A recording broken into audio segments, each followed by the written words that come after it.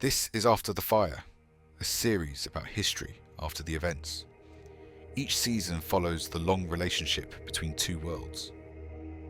History often survives as words, inscriptions carved in stone, chronicles copied by hand, letters carried across deserts and seas.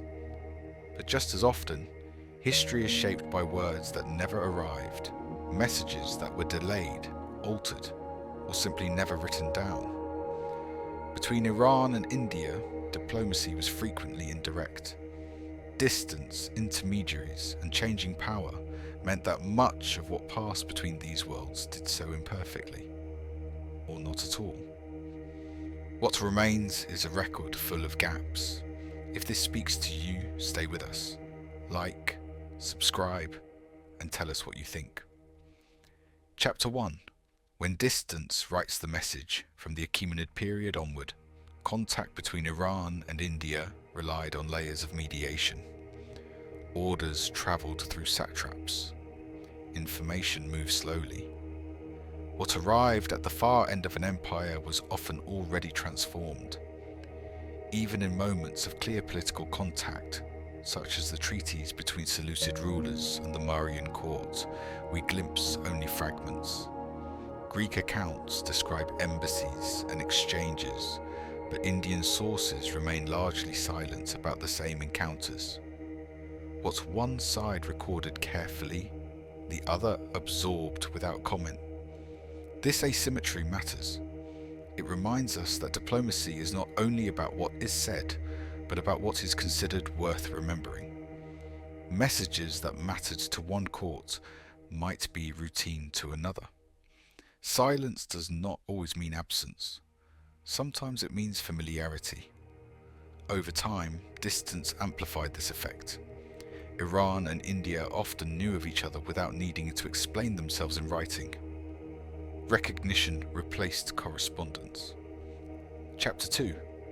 Chroniclers, translators, and filtered voices. As empires changed, so did the channels of communication.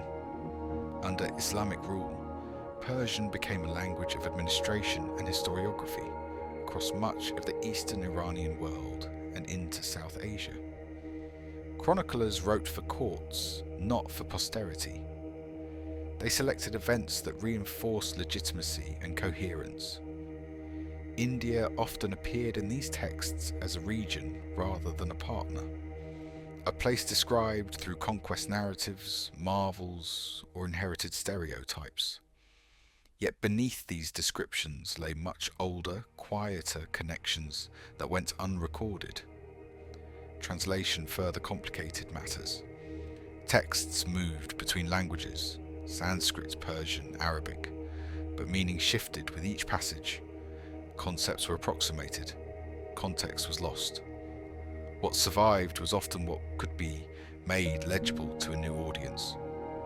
Many voices disappeared in this process. Merchants, monks, local elites, those who lived the relationship daily, rarely left records that endured. Their letters were never copied, their words never canonized. What we inherit is an archive shaped by power and accident. Chapter 3. Silence as a historical force. By the early modern period, written correspondence between Iran and India became more formalized. Courts exchanged letters, gifts, and envoys. Yet even then, silence played a role. Messages could be delayed intentionally. Ambiguity could serve diplomacy better than clarity. Not responding was sometimes safer than responding too clearly. This culture of selective communication shaped how these worlds related. Conflict could be avoided through vagueness. Recognition could be maintained without commitment. When European powers later entered these systems, they often misread this silence. They assumed absence of communication meant weakness or disorder. In reality, it often reflected long-standing habits of restraint. The most important messages were sometimes the ones never sent. History remembers what survives.